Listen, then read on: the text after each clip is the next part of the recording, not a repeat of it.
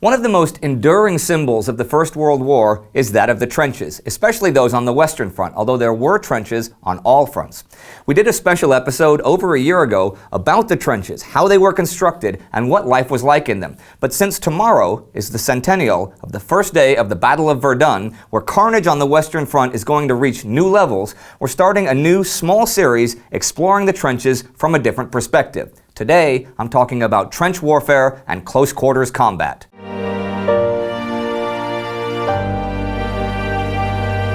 I'm Indy Nidell. Welcome to a Great War special episode about trench warfare in World War I.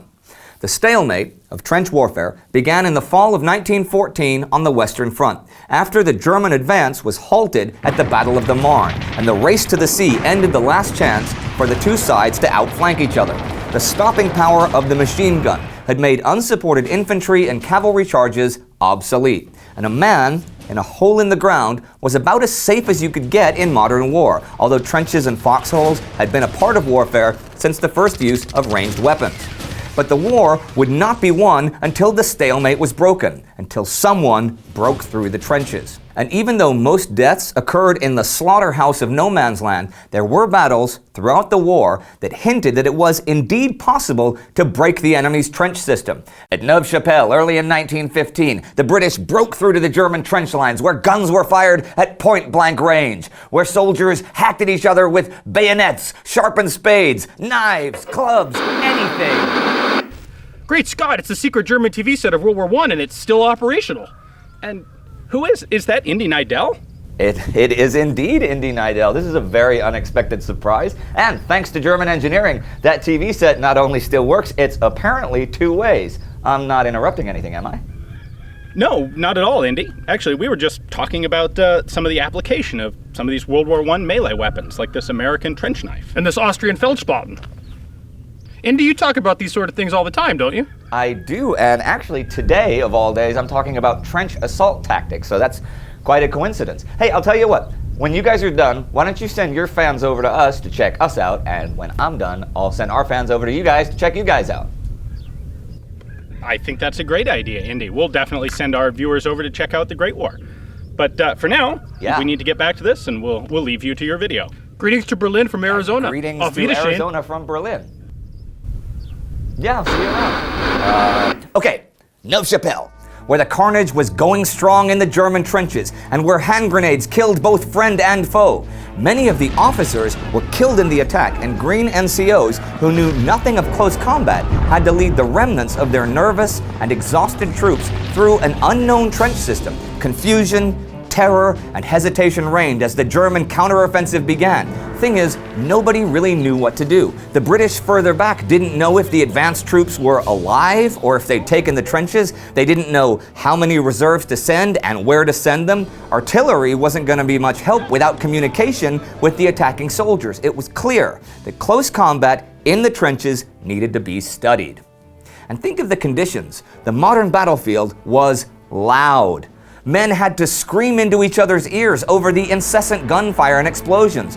Bodies were mutilated, limbs were torn off. It was combat on a scale of carnage that the world had never seen before. And much as the machine gun was the symbol of death in no man's land, the hand grenade would become the symbol of death in the trenches. It could kill and wound whole groups of enemies at once, and with a range of only 40 meters or so, the hand grenade was especially deadly in the close combat scenarios of trench warfare.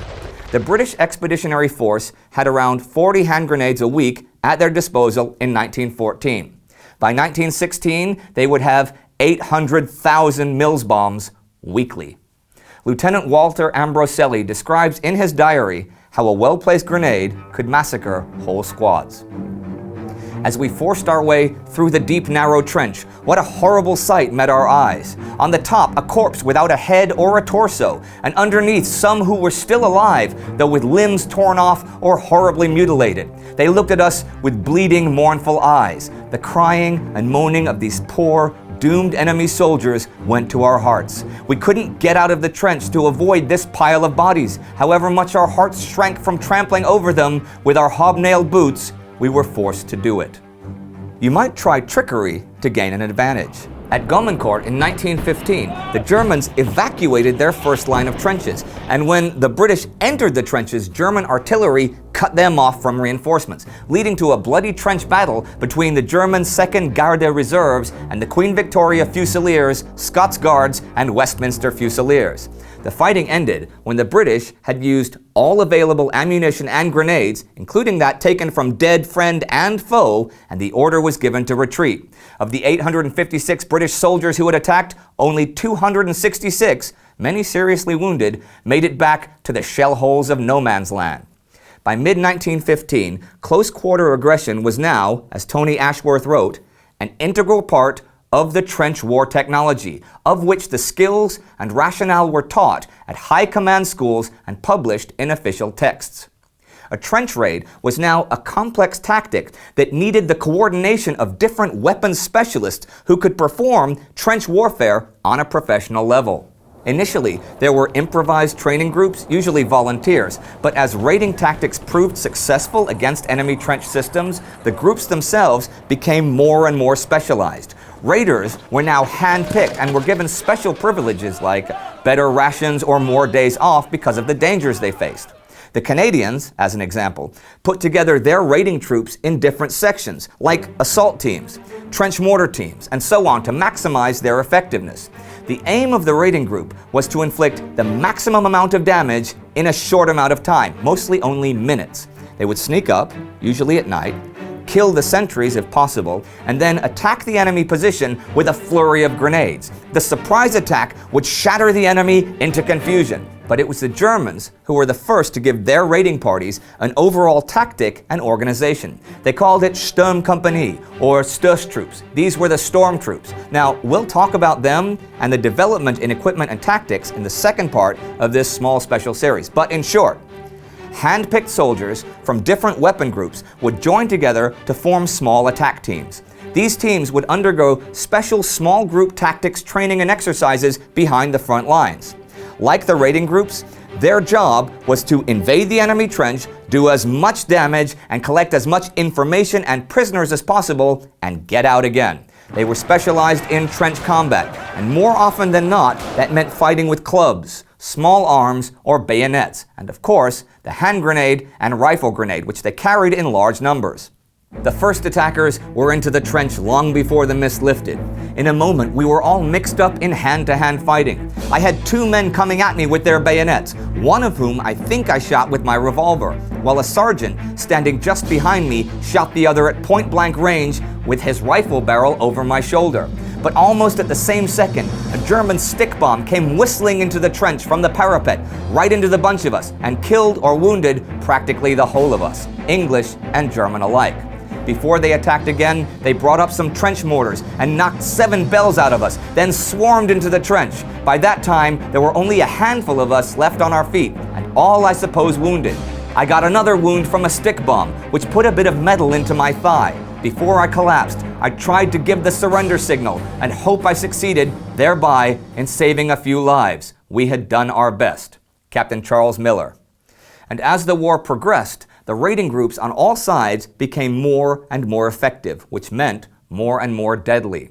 Some saw raiding troops as elite groups embracing the reality of combat. Others saw them as inhuman monsters. Others still as heroes. Ernst Junger wrote, "One hears so often the mistaken view that the infantry combat has sunk to an uninteresting mass slaughter. On the contrary, wars are decided by the individual. The princes of the trench, with their hard, determined faces, foolhardy, so sinewy, supple, jumping back and forth, with sharp, bloodthirsty eyes, heroes who recalled no report. The trench battle is the bloodiest, fiercest, most brutal of all, but it also has its men. Men who had grown in this hour to unknown, swashbuckling fighters, since there is no turning back and no mercy." Maybe they were all three, just men doing their job, monsters, and heroes. I certainly can't say, since neither I nor you have lived through the nightmare of trench warfare, either as an attacker, raining death down upon a hopefully unsuspecting enemy, or in your own trench, as death came to you and your comrades and friends. And as death came, as your death came, perhaps you saw your side counterattacking and driving the enemy from your trenches. And your final thought was that dozens of men had died on both sides, but nobody on either side had gained an inch of territory. This was, as I said, just the first part of a small series where we explore the trenches and trench warfare a bit more than we do in our regular episodes. You can click right here to check out Ian and Carl over at InRangeTV. Now, they just published a first video about World War I melee weapons that were used in the trenches, and they generally explore historic and current firearms and equipment on their show. Tell us what you think about this episode and about what other specials you would like to see. And if you want to help out with the research, get in contact with Flo on Facebook or on our official website. Don't forget to subscribe. See you next time.